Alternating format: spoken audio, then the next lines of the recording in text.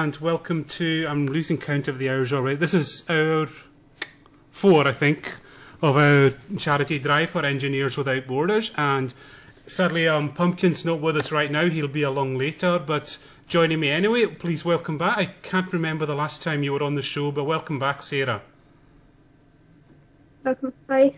So, yeah, it's great to have you on, and welcoming back here again. I think the second charity show he's done with us in a year. It's President of Atheists Ireland, Michael Nugent. How are you doing, Mike? Doing great. Hope things are going well for the podcast. Yep, we're up to $1,611 so far, so we're doing amazing right now. So please keep the money flowing in. And Sarah, I believe you had some questions lined up, so I will hand over to you for this for a little bit. Oh, I think, have we lost Sarah again? Yeah, I think we lost it. Have we lost Michael? Have we lost you? No, it says the video's gone off. All right. Okay, we'll just have to. I'll see if I can get it back again. Yeah, Sarah. Oh, yeah, we've lost Sarah, sadly. So I'll just have to play through this. So, well, Michael. Well, I suppose one subject we could talk about is like the whole thing of secular charities. I mean, is that an issue in Ireland? Like, are a lot of the charities tied into the Catholic Church there? Well, it depends. I mean, there's a lot of charities that people assume are religious. Yeah. You know, a lot of people assume the Red Cross is religious because it has a cross as its symbol, and I'm constantly reminding people that the Red Cross is a symbol was used because it's a symbol of Switzerland as a kind of neutral country. The Atheist Ireland has our own charity work, which we do through a project called Good Without Gods. Yep. Where we our main thing over the last while is we raise money through Kiva. We have a Kiva team which raises money for entrepreneurs in developing countries, and you can sign up to the site. You loan money. The loan is given to the entrepreneurs who are starting a business, typically in areas like you know, it might be a food shop, it might be a farmer, it might be somebody providing some sort of service locally. Then they pay back the loans with interest. The Kiva team who in the country that operates it there gets the interest on the loan as their operating money to keep the you get your money back again, and then you can reloan it to another entrepreneur. So you can just continually roll over the loaning of the money to more and more entrepreneurs, and so over a period of time you'll get ceaseless value out of the money that you're lending. Okay, Sarah, you're back. Yep. Right. I think my internet was playing up there. Okay. I noticed it. Go ahead, Sarah. The floor's yours. I noticed that Atheist Ireland took part in the Gay Pride parade in Dublin recently. What was the reaction you received from that? It was very good. That's last year. It's every year there's a Gay Pride parade in Ireland, and in Dublin particularly, and this is the first year that Atheist Ireland formally took part in it. And it was, well, first of all, it was great to have people cheering for Atheist Ireland, an Atheist Ireland banner, rather than being abusive to us. And in particular, what we found is a lot of tourists were taking photographs of the Atheist Ireland banner on the Gay Pride parade, and I'm just assuming that they're going back to whatever country they come from, and saying, you'll never guess what I saw in Ireland, which they would have assumed to be a Catholic country. First of all, a Gay Pride parade, and secondly, an atheist banner on the Gay Pride parade. So we must have seen like everything possible that's unnatural mixed together in the one event. It was great, and there was a huge crowd at the event. It doesn't fit with the stereotype. Exactly, no, it's the exact contrary to their stereotyped images. I want to come in. I just want to interject there. What's the climate like for the gay community in Ireland? Is it quite tolerant, or?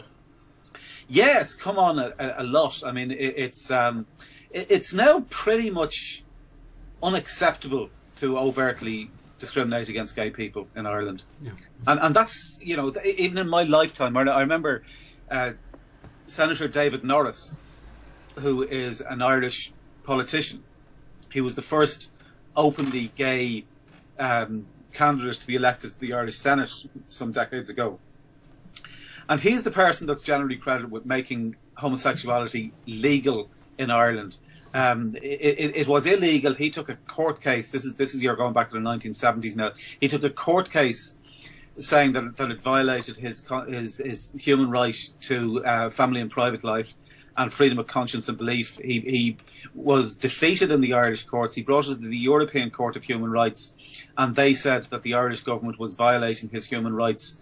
And so it was on foot of that homosexuality became legal in Ireland. Now, David's a friend of mine, and I remember some of the stuff that this is going back pre-internet days. I remember some of the abuse that he used to get in say messages left on his answer machine on his telephone. And they were just horrific, the things that people would say and leave on the answer machine, including people who would, the answer machine cuts off after a certain amount of time. They would go through as much abuse as they could get until it cut off, and then they'd ring back and continue the abuse. So just astonishing. But David, a very, very courageous man, and David was the man who eventually made the government make homosexuality legal in Ireland. There's another very funny story about David, which is at one stage, and this is going forward to maybe the 1990s. The Catholic Pope, said that it was okay to discriminate against gay people in certain circumstances, and a group of us had a picket outside the papal nuncio's house to protest about this, and there was some outcry over it, but it was supported by the then Catholic Archbishop of Dublin, who was a guy called Desmond Connell, who said, yes, it is okay to discriminate against gay people in certain circumstances. Now, Desmond Connell, to put in perspective, he did his doctoral thesis partly on angels. So this is the type of person that we're talking about. Now, David was asked by the media, what did he think about Cardinal Connell saying that it was okay to discriminate against gay people? And David said, well, it just goes to show that Cardinal Connell may know a lot about angels, but he knows feck all about fairies.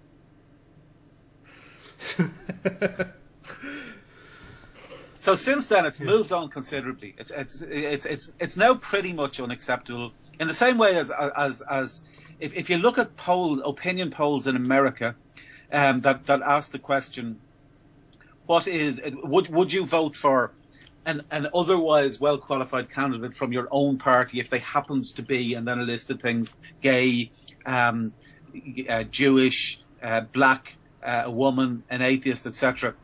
Atheists are currently just about the 50% mark. Just about half of Americans will vote for an otherwise well-qualified candidate nominated by their own party if they happen to be atheists. But that is where, that 50% mark is in America, is where gay candidates were in the 1980s.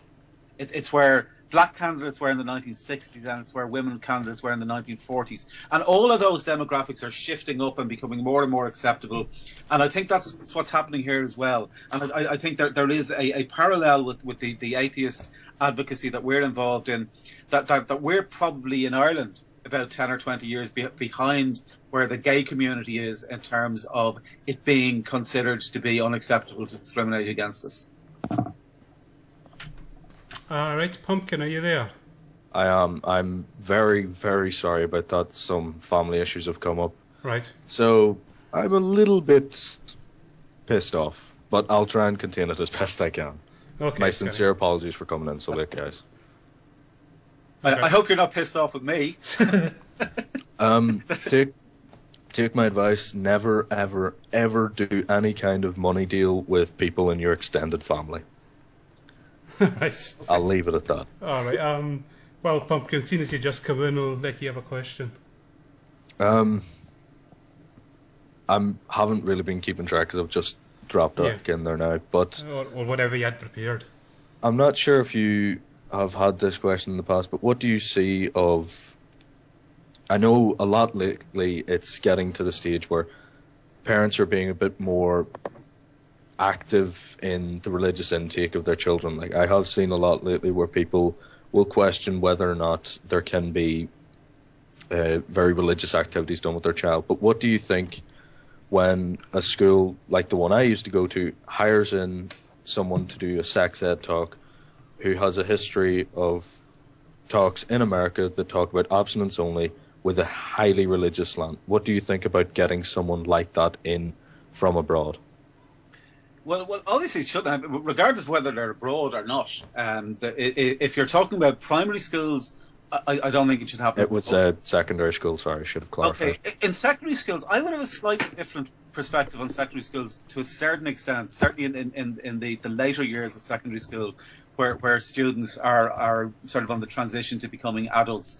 I think in that case, students should be exposed to different beliefs, but only if it's done in a neutral and objective and critical and pluralistic manner. In other words, if they were being exposed to different perspectives on the same topic, where you would have them being told about safe sex advocacy by one group and about abstinence advocacy by another group, in that perspective, I think that it's reasonable. But if it is just one group being given a platform to promote a particular set of beliefs, independently of any balance, then I think that's wrong. The difficulty in that is that the education system it gives preference to religion, and overtly gives preference to religion, and that the law allows schools with a Catholic ethos to discriminate on the grounds of religion, and gives it exemptions from our equality laws to do so. So I think it's a problem. It's a difficult problem because of our constitutional situation to deal with. But I think it will change over time. I think we are swimming with the tide of history in terms of trying to change these things. And I think this is to a certain extent the sort of final backlash of a Catholic institutional hierarchy that has had too much power for too long, and now is trying to dig in as much as it can. If I might ask another question, just one wee thing, Sarah, there's quite a bit of feedback, and some of the people in the chat are saying it sounds like you're eating cardboard. So if you could just kind of sort that a wee bit. But one question that I actually had prepared and had meant to ask as my first question is, with the 12th of July coming up and the seeming resurgence of dissident Republican and Unionist factions, do you feel we're moving closer or farther away from a legitimate form of peace process between Catholics, Protestants, and the two big groups in Northern Ireland specifically? Well, I think first of all you've got to look at it in terms of where we've come from over the last several decades. Back in the 1980s and 1990s, I was campaigning actively against IRA terrorism and against loyalist terrorism. We held peace pickets outside the Sinn Féin Ard Fheis every year.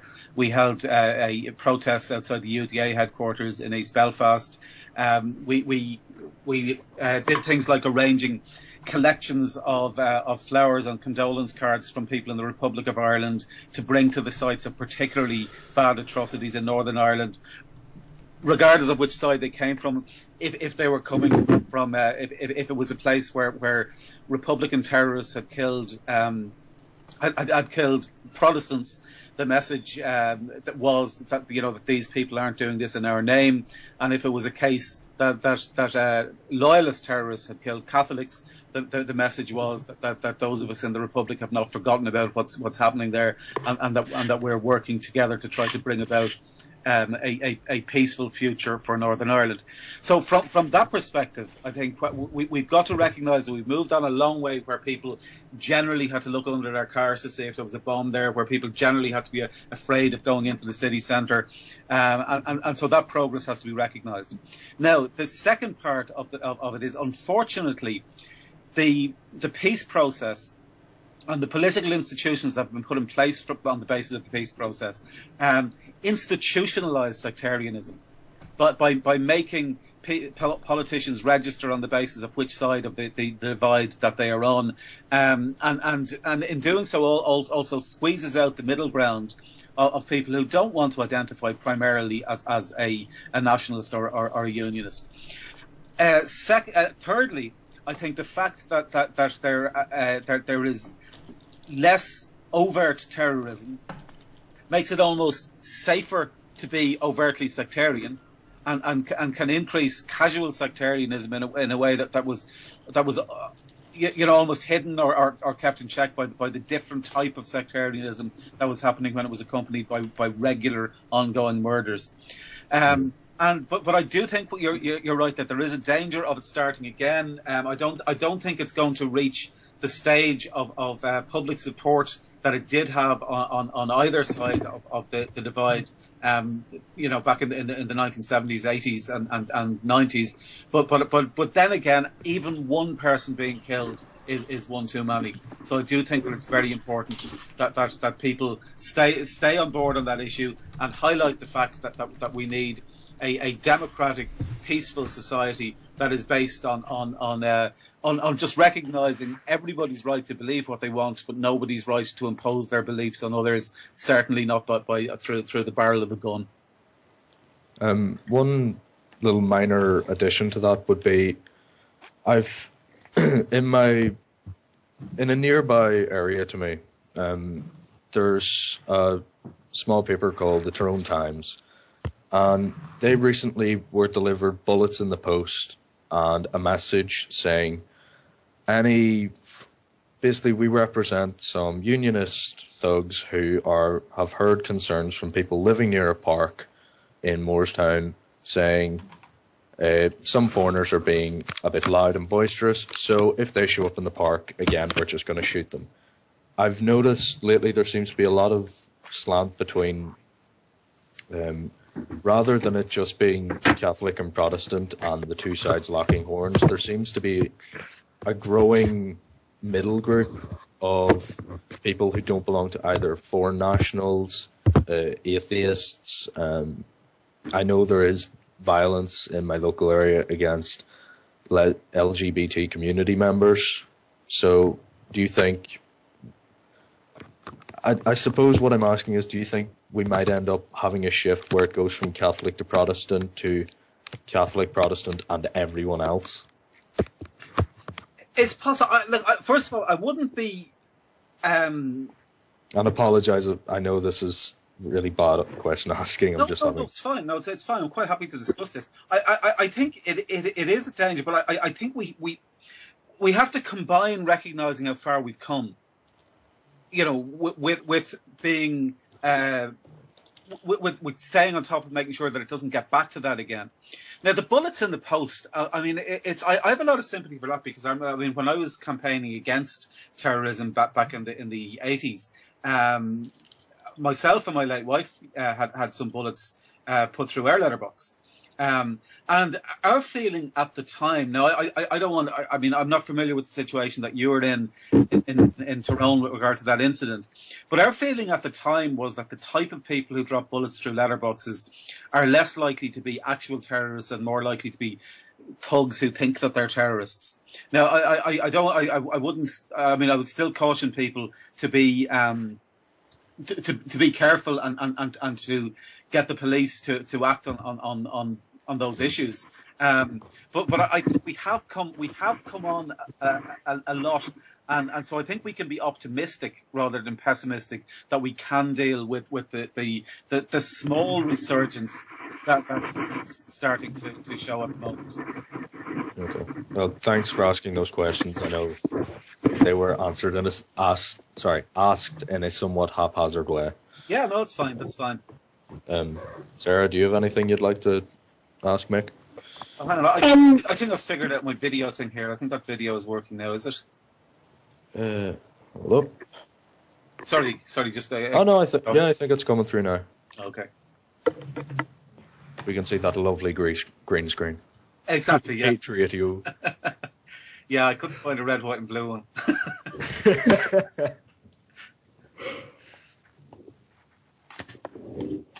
So, Sarah, will we go with a bit lighter topic this time and talk about sport and superstition, maybe in light of the World Cup at the moment? Oh yeah, sure, yeah. This has been. It's one of the best World Cups that I can remember. It's been a very entertaining World Cup, and I've always felt that religion is that sport and football in particular is worse than religion, because you can change your religion, but you can't change your football team. So I'm kind of stuck from childhood with supporting Bohemians in Dublin and Leeds United in in England. And unfortunately, with Leeds United at the moment in England, their new owner, Leeds have a new owner now, a guy called Massimo Cellino, who's a Roman Catholic from Italy. And his previous club, he thinks 17 is an unlucky number because in Italy 17 has the kind of unlucky connotations that 13 has in this part of the world. And his previous club, Cagliari, they only won once in 20 years when they were playing on the 17th of the month. So he thinks 17 is very unlucky. And so he has told the Leeds United coach to not select the goalkeeper, Paddy Kenny, again, because Paddy Kenny's birthday is on the 17th of the month. So you have a goalkeeper now at Leeds United being paid £10,000 a week, reportedly, who is not being selected because his birthday falls on an unlucky day of the week. So it really is, I think, a sign of how silly people can be when they get involved in sporting things. Even though I love football, I think some of the stuff that it gets involved in is really silly. It's like Kolo Touré, who used to play for Arsenal. He was always one of his superstitions was he would refuse. He always had to be the last player to come out onto the pitch at the start of the match or the second half, the last player to leave the dressing room. And there was a game where one of the Arsenal defenders was injured and couldn't come out for the start of the second half because he was injured. And Touré refused to come out himself because he then wouldn't be the last player to come out onto the pitch. So It's a lot like the old superstition that I play off a friend of mine where if he enters through the front door of a house, he has to leave through the front door. So anytime he comes to my house, I'll say, "Oh, front door's locked, come on around the back." He comes in the back door and then I'll just lock it behind him and then open up the front door and say, "Oh, you can head out that way." And just seeing the little panic in his face is always brilliant. So you can pay like hostage until he pays a ransom. Perhaps you could donate to Engineers Without Borders. Hint chat. But Bobby Moore, who used to play for England back in the 1960s, and he's the captain of the England team that won the World Cup in 1966. But he insisted always on being the last player to put on his shorts before kick-off in the dressing room. And he'd be just standing around the dressing room with his shorts in his hands, waiting for everyone else to put their shorts on. And Martin Peters, who used to also play for England and West Ham, who they both used to play for, what Martin Peters would do, is he'd wait for everyone to put on their shorts, then Bobby Moore would put on his shorts, and then Martin Peters would take his own shorts off, and Bobby Moore would have to take his off as well in order to wait for Martin Peters to put his on again. And these are people that won the World Cup. These are serious footballers who this is their career, and they're unable to function without that type of superstition. Do you know what I'm realising about? There's another very funny, given that we're talking about World Cup as well, another very funny World Cup story from do you remember back in 1990, Ireland were in the World Cup in Italy, in Italia 1990, and remember my parents telling me about it. Well, we did fairly well, right? We did fairly well. We reached the quarterfinals, and we were playing Italy, and we were beaten 1-0 by Italy, and it was a really narrow defeat. And now Charles Haughey, who was the then Taoiseach, which for anybody listening from outside of Ireland, Taoiseach is the Irish for Prime Minister. So Charles Haughey was the Taoiseach, and he arrived onto the pitch with an Irish flag and started running around the pitch as if he personally had made us reach the quarterfinals of the tournament. Then came into the dressing room, and the players were really pissed off because the players had felt that they might have won the game. You know, it was Italy were a really top team, but we'd run them very close. And so they were feeling pretty depressed. Charlie Haughey, the Taoiseach, then came in and started giving this huge speech about sons of Erin and brave warriors of Ireland and all this sort of nonsense. And a couple of the players the Irish players who were born in England, didn't know who he was. They didn't know who or what the Taoiseach was, didn't know who Charlie Haughey was. And Tony Cascarino was one of them, and he said to Andy Townsend, he said, who's your man that's come in? And Andy Townsend said, I don't know. He said, I'll ask Niall Quinn. So he asked Niall Quinn, he said, who's your man? And Quinn told him, and Townsend Pasquarino said, "Well, who is he?" And Townsend said, "I don't know, but Quinny says he has a tea shop." Chinese whispers, bringer of joy. So that's Ireland and football. Ireland, the team. By the way, Ireland once hired a manager. This is a true story. Ireland, when Johnny Giles retired, this is back in the 1970s, and it was between two other players, Paddy Mulligan and Owen Hand, to replace Johnny Giles as manager. The Football Association of Ireland selected Owen Hand by one vote, and afterwards one of the people said the reason that he voted for Owen Hand as manager of Ireland instead of Paddy Mulligan was that he thought that Paddy Mulligan was the person who had thrown a bun at him at one of the away trips. So that's so it's no wonder Ireland is in the state that it's in, given that that's how we run our football team. It's no wonder that we run the country in the same way.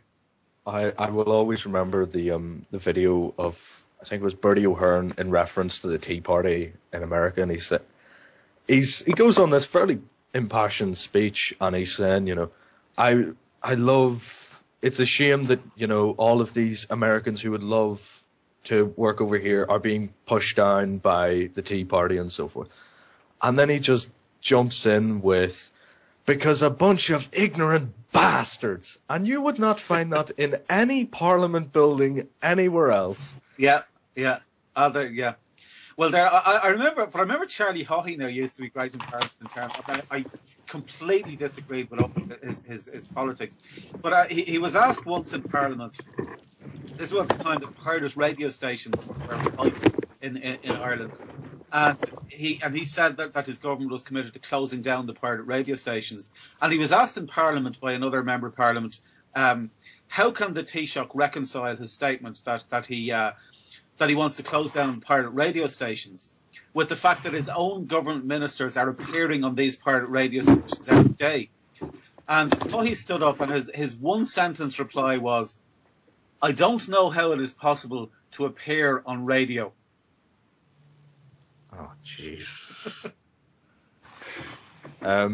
Yes, quick shout out for the charity. I would love to see everyone in the chat bar start donating as much or as little as they can. Of course, if you donate a little, I will view you as a terrible, terrible person.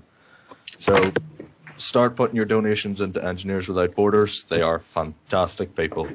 And Sarah, still plenty of noise. Rawr. Okay. Don't worry, happens to everyone.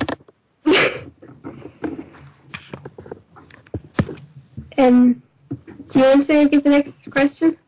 I've nothing particularly in mind, no, wait, I have one thing. How is it that you, Michael, managed to be simultaneously one of the politest people I've ever met, and yet at the same time, with what you're saying, you're basically sticking a knife into someone and tearing everything of their argument apart? I'm fascinated as to how you can do that. What I like to think that I do is I focus on ideas rather than people. So unless if you're being satirical and comedic, there's an extent to which you can focus on public figures. But if I'm talking to an individual person, I think if you divorce the person from their ideas, you can respect the person as an individual, because you recognise that in all seriousness, no matter how either silly or even harmful or even immoral their beliefs are, with most people, they do believe it because they are genuinely mistaken about something, rather than because they want to hurt people or that they want to do something bad. So I think if you focus on the mistakes in the thinking and the beliefs and the ideas, rather than attacking the individual person, then that's what I always try to do, and I hope that it has an effect. That must be put to the test at the information table. We had at the Atheist Ireland information table, which is something that we do every every month, on the first Saturday of every month, from 12 o'clock to 2 o'clock outside the GPO in Dublin, we have an information table where we give information about Atheist Ireland, about atheism and about secularism. And we get a kind of mix of reactions from the public. But today we had a woman walking by who told us that we have some neck standing there like that outside a building where so many people died for Ireland, and that we should be shot. So that's I've never gotten over the brilliant unintentional humour that is derived from, how dare you befoul people who have died fighting for your free speech? I hope you get shot. Yeah, no, yeah. Kind of defeating the purpose. It does, and it kind of, and particularly, it kind of reminds me of another thing, going back to the 1960s, when politicians used to have political rallies by basically standing up in the back of a trailer, attached to a tractor outside mass in rural areas in Ireland, and giving a speech from the back of a trailer. And one of those up in Donegal, a Fianna Fáil TD introduced a man standing beside him by shouting very emotionally, "I have beside me a man who fought and died for Ireland in 1916. That is spectacular. Yeah, nothing like republicanism or loyalism for people losing the run on themselves in terms of rationality. I vaguely remember dealing with someone in work, because I work in a shop and there's plenty of customers will come through. But I was serving this guy once, and it was fairly obvious that he was at least in some way affiliated with the UVF, mostly for the tattoo of UVF across his knuckles. Yeah, that'd be a hint. Yeah, just like a minor hint. And then there was the few other things like, the English cross on his shirt, and the fact he kept saying, "Oh, can't wait to go to the meeting tonight. Love meeting my unionist friends." Such minor details that only a keen detective could pick up. But as I'm serving this guy, I can't remember how, but I get into this conversation with him, and I'm trying to avoid mentioning he's a unionist, but it slips in somehow. And he says, "Oh, I believe in unionism and all this shit." And I said, "So you'd like to be British?" And he says, "Fuck no, I hate the English." I just... Yeah. Just like quick as a whip, I hate the English, but I'd love to help them. Yeah, it's extraordinary. I remember another thing. I remember back, the first part of this isn't funny, but the second part is, after one of the more serious IRA atrocities, I don't know if you recall, in T-Ban Cross, they murdered some Protestant workmen coming back from an army base. They blew up their bus and just killed 6 of them. And the following morning, or it happened on a Friday, so on the Monday morning, a group of us in Dublin chained ourselves to the gates of the Sinn Féin offices in Dublin, and we wouldn't let them in the morning, just as a protest. And we had placards with the names of the people that they had murdered.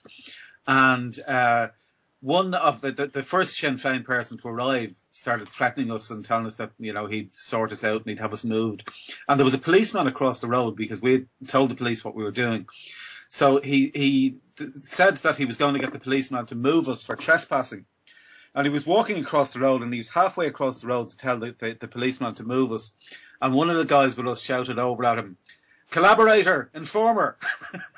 And he stopped in the middle of the road, didn't know what to do, and then headed off to get instructions from somebody. It's the easiest way just to confuse someone in that position is just say they're an informant. Yeah.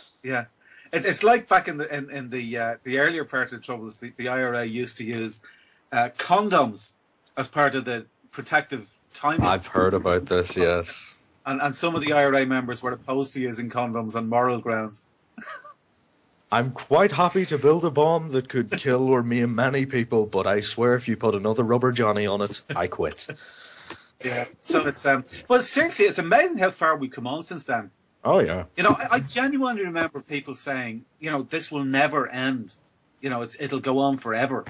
In the Republic, it was kind of couched in they're all mad up there, type of attitude. And there was a feeling that it just wouldn't stop. But the history of conflicts is that generally they do stop. They don't go on forever. And there are things in our lifetime, from the fall of the Berlin Wall to the collapse of the Soviet Union, to the end of apartheid in South Africa, to the moving on of the conflict in Northern Ireland, things that we're seen as almost permanent parts of the geopolitical landscape that have changed. And one of the things that I think is significant is and it's one of the things that keeps me going in terms of the political advocacy and for secularism, is that we're living in an era where major changes can happen. We don't know when they're going to happen. We don't know what's going to trigger them finally happening. But when the change does happen, it can be significant and it can be very, very fast. And so it's just a case of continuing to work away so that when that shift happens, which will probably be triggered by something socio-political that isn't necessarily to do with what we're doing, but that all of the work that we're doing will then become retrospectively useful. And that's one of the reasons for keeping going at times that it can seem as if it's very, very difficult. I cannot wait to sit down with my kids and possible grandkids and say, let me tell you about some shit that happened before I was young. Lots of people did horrible things in the Troubles, and just cannot wait till it's nothing but a footnote in the pages of history. Yep. And hopefully when it reaches the stage that kids growing up in Northern Ireland want to stay living there, as opposed to saying, the sooner I get out of here, the better. I've fallen into that boat. Yep. I mean, and it's understandable. It's understandable, but hopefully as time goes on and future generations will look back on it and go, well, that just sounds really strange, the way people were behaving. As a little, how could I put this? As a little incentive to the people who are thinking about donating but maybe don't want to, is there anything you could possibly offer us as incentive? If someone donates such and such amount, you could offer something. Well, what are you at the moment? I believe we are somewhere. I think we've passed $1,500. 16. 1,000. Yeah. No, go on ahead, sir. 1,612. So I'm not catching that, Sarah. Oh. The line went a bit strange. She said $1,612. So anything you could possibly offer. Okay, what have people been offering to date? I think there was copies of books. Mick, I'll come in there. One of the guys from Secular Scotland offered a signed book. The chair of Secular Scotland, I don't know, he's offered to go naked to his gym to do chin-ups and have pictures taken. I don't know, that's probably not up your street, that one, Mick, but... No, I think that would discourage people from donating. So that's a kind of... It's just... You never know, there's a niche for every audience. Yes. Yeah, well, if we can find a niche for that audience, I think I would... I'd give up Atheist Ireland. Well, I don't think that's going to happen. No, listen. I think the simplest thing is the next $100 donated between now, say, and the end of this program, I'll match. Okay, there you go. Chat room, get $100 in now. Okay, Pumpkin and Sarah, you can go back to it. Yep. Any other entertaining stories you want to pass on, or any topics you want to cover? Are you talking to me there? Yep. Or Sarah, if she wants. Will we talk, maybe the Geneva, Michael and Jane Donnelly from Atheist Islands are going over to Geneva for a human rights event? Yeah, that's next week or the week after next, Monday week. Atheist Ireland is sending a delegation, myself and Jane Donnelly, who's our human rights officer, to Geneva, where the United Nations Human Rights Committee is examining Ireland's record under one of the international treaties that Ireland has signed up to. Ireland regularly signs up to international human rights treaties and ignores its obligations under those treaties. We have overt discrimination against atheists and non-Christians in Ireland, ranging from the law against blasphemy, which is in the Constitution, the fact that the President and judges and members of the Council of State, which includes the Prime Minister, the Deputy Prime Minister, the Chair of the Dáil, the Chair of the Senate, and the Attorney General, all have to swear religious oaths in order to take office.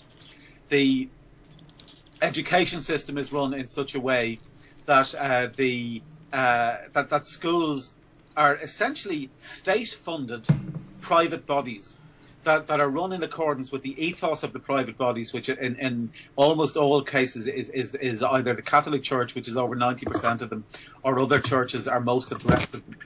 And they integrate religious ethos throughout the whole school day, so they're breaching the human rights of secular parents and their children, the rights of freedom of belief and conscience, of equality before the law, of freedom from discrimination, of the right to private and family life, and a range of other rights. We also have exemptions in our equality laws that allow religious schools and hospitals to discriminate on the ground of religion.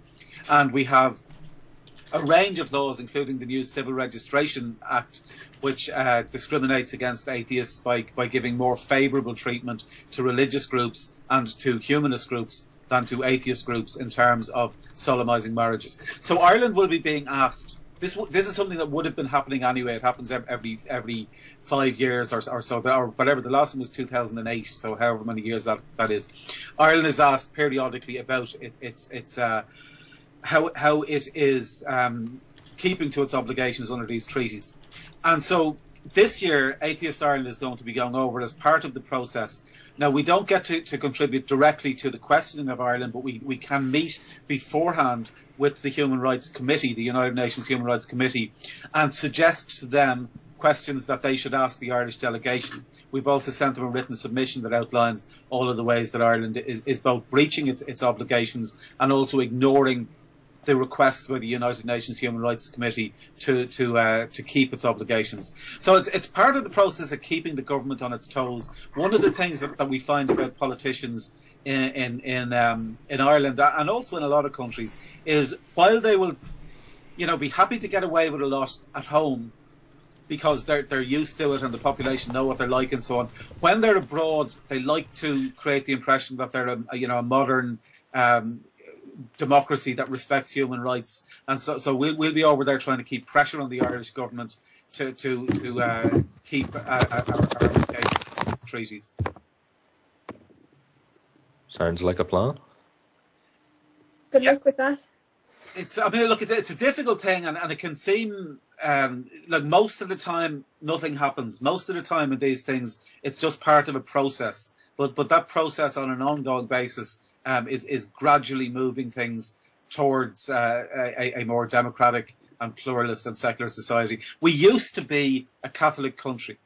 We're now a pluralist country, but still with Catholic laws. And I think the people have moved on, and the task now is to get the government to catch up with the people and to pass laws that reflect the Ireland that we're in today, where everybody's human rights should be respected.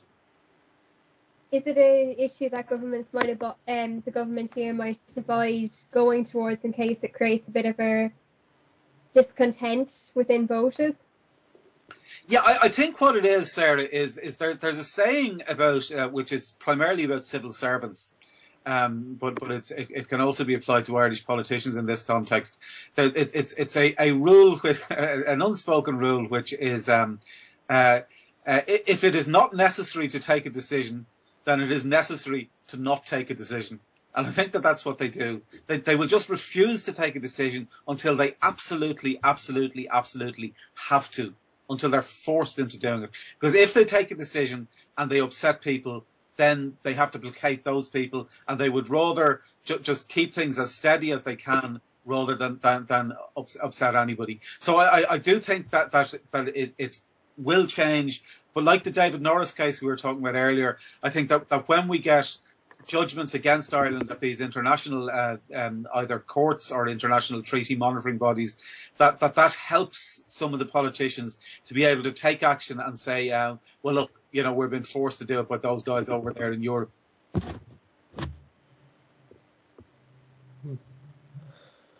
One little thing that I don't know how really I could phrase this, but it's something myself and a couple of friends of mine have got involved in. I'm sure you're aware of the abortion clinic in Belfast and how it's one of, I believe, 2 in all of Northern Ireland. Well, something that happened to me somewhat recently was I found out the school I was in at the time was planning to get a busload of students to go down and protest it. Right. So I decided, and got a few friends of mine in on this, was we took the day off school, went down and held up signs right in front of all of these people saying things, we're not with these people are bastards. But one of the signs that was held up between myself and a friend of ours with big grins, I believe it's in one of the papers in Belfast, is abortion brings out the child in you. So, do you think there's a market for, as I realise a lot of what you do is serious, and while you have your more humorous moments, do you think there's perhaps a niche for slightly darker humour as a way to get the message across? Well, I think humour and ridicule and satire are important parts of making political points. When the Irish blasphemy law was passed a few years ago, as well as our serious campaigning against the Irish blasphemy law, one of the things that we did was to highlight how ridiculous it was is we started a new religion that worshipped the Justice Minister, Dermot Ahern, who brought in the blasphemy law. We called our new religion the Church of Dermatology.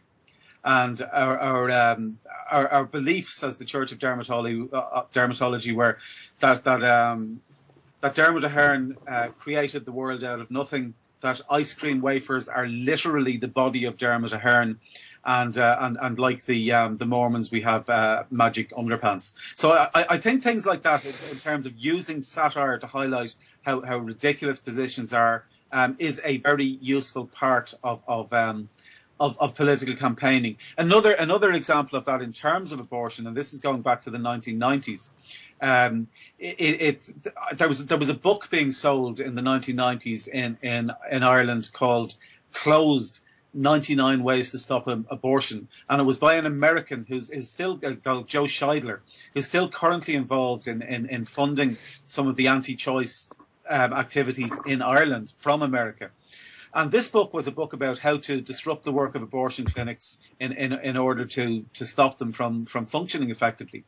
And it was a really horrible book. Like, some of the chapters in it were things like use inflammatory language like abortuary and Holocaust. And there was a chapter called Warn the Garbage Man, You're Hauling Corpses. So this is the type of book that was being sold in the Irish Catholic Bishop's bookstore, Veritas in Dublin.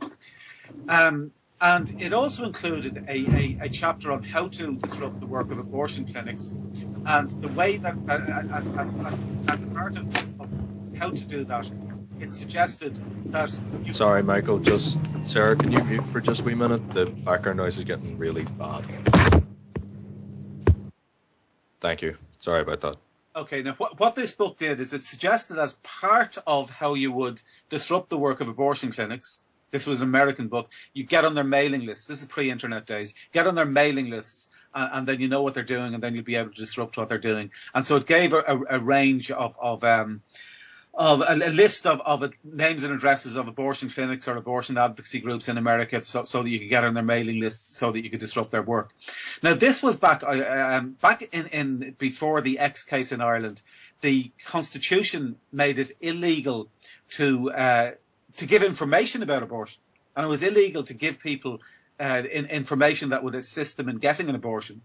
So I got a copy of that book, and I gave it to the guards, and I gave it to the Director of Public Prosecutions, and said that the Catholic bookstore in Dublin is selling a book that includes names and addresses of abortion clinics abroad, which could be used to facilitate people getting abortions, which is therefore illegal, and I got the book banned from the Catholic bookstore because they had those addresses in it. So there are things I think that it is useful to use humour and satire to highlight how absurd the position of some of these issues are. I think the one thing that you have to be careful with is that it's done in such a way that is sensitive to individual people who are undergoing crisis situations in any walk of life.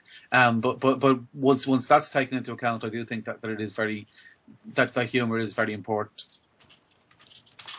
Mm-hmm.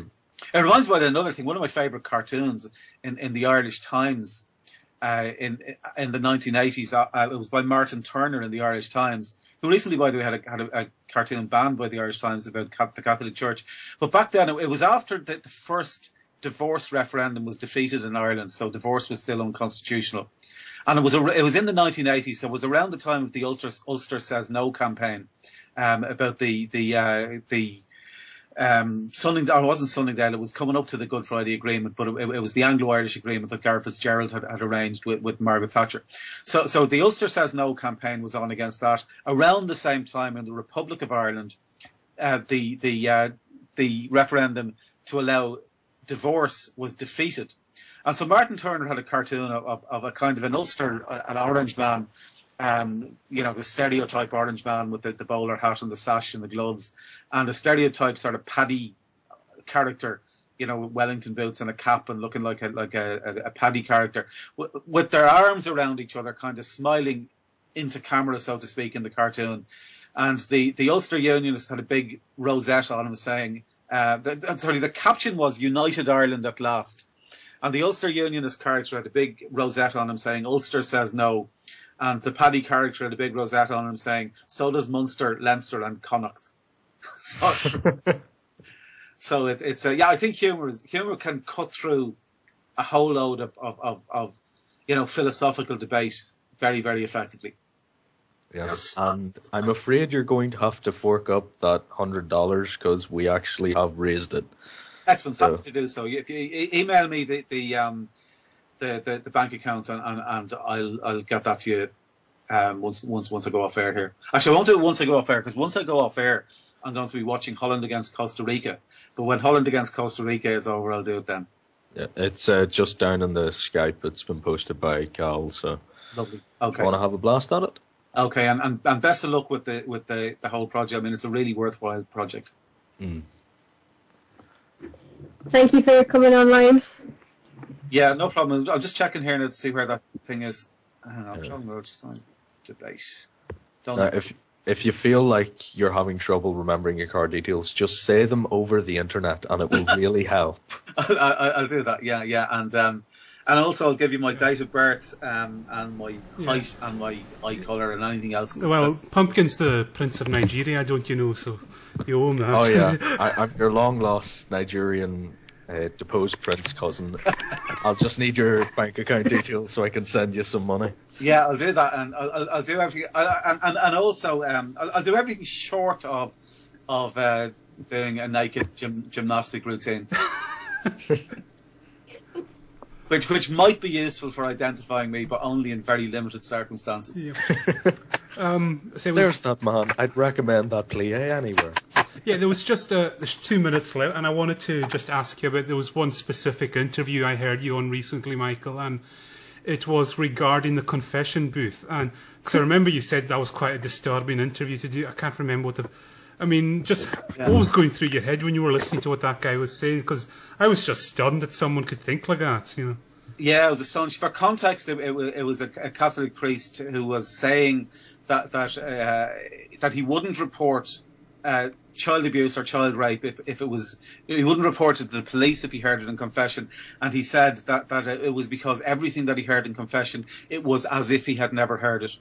And he was saying that that even if he was told in confession, he said that the altar wine in his church had been poisoned, that he would go out and at the next mass he was saying he would still drink that altar wine because he had to act as if he didn't know that he had heard it. And I was asking, well, would that mean that presumably if you do everything exactly as you would have, you wouldn't drink at all, you'd drink the amount you would normally drink, and you would leave the rest of it there for your next colleague priest to poison himself inadvertently because he wouldn't know that it's poisoned? And he said, yes, I would do that. That's what I would do. And it just goes to show how religion and religious belief corrupts our natural sense of morality. That in any normal circumstance, any adult human being with an ounce of compassion and empathy and sense of cooperation and reciprocity and fairness and justice would realise what the right thing to do is in that circumstance. But because he thinks that the creator of the universe is telling him to do otherwise, he would do these atrocious things. I always loved the little speech you gave at the conference. It ended with aphalatulism. It's as if the post office were the creators of the universe. Yeah, what that is to do with really is it's the argument that some people say that atheism is like not stamp collecting, and you don't have organisations dedicated to not stamp collecting.